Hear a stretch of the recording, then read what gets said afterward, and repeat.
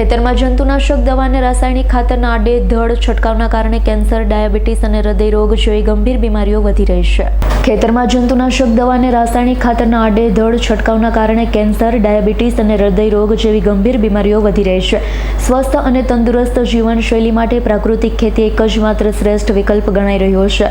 આ બાબતને હવે અરવલ્લી જિલ્લાના અંતરિયાળ વિસ્તારના ખેડૂતો પણ સારી રીતે સમજી રહ્યા છે.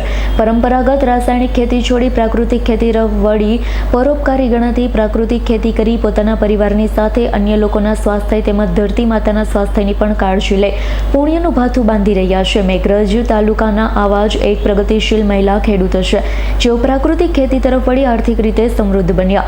મેઘરજના ગાય વાછરડા ગામમાં રહેતા પ્રગતિશીલ ખેડૂત ગીતાબેન અસારીએ જણાવ્યું છે, પ્રાકૃતિક ખેતીની શરૂઆત 3 વર્ષ પહેલા કરી હતી. આત્માની તાલીમાની અને જીવામૃત, ધન જીવામૃત, બ્રહ્માસ્ત્ર અને નિમાસ્ત્ર જેવા જરૂરી આયામો વિશે પ્રેક્ટિકલ માર્ગદર્શન આપી જાતે બનાવતા પણ શીખવાડ્યું. પ્રાકૃતિક ખેતી કરવામાં સરળતા પડી હતી. વધુમાં તેઓ જણાવે છે કે પ્રાકૃતિક ખેતીમાં મેં આ વર્ષે ભીંડા, ગવાર, ચોળી, મગ, હળદર, રતાળુ, અળવી જેવા 10 જેટલા શાકભાજી અને કઠોળનું વાવેતર કર્યું. ઉત્પાદનની સાથે આવક પણ સારી મળે છે. રાસાયણિક ખેતીની સરખામણીમાં પ્રાકૃતિક ખેતીથી ઉત્પાદન સારું મળે અને ગુણવત્તા વધુ સારી હોય છે.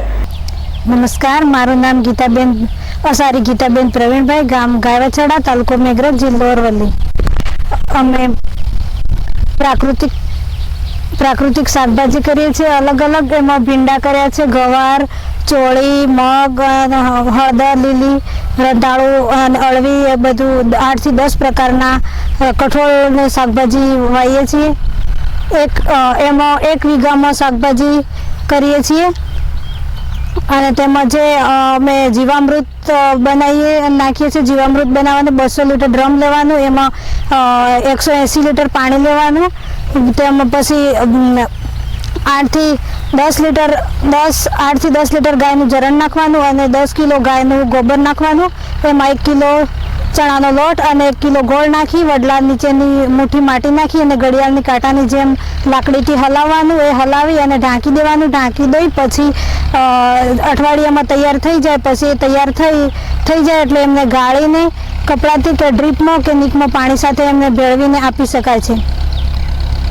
અને અમે શાકભાજી જે પ્રાકૃતિક શાકભાજી કરીએ છીએ એ ઓછું હોય તો ઘરે અને આજુબાજુ આપીએ છીએ. અને જે વધારે તે અમે વધારે હોય તો એ બજારમાં, ગામડામાં શાકભાજી બજારમાં, માર્કેટમાં, ઘરે ગળીઓમાં વેચીએ છીએ.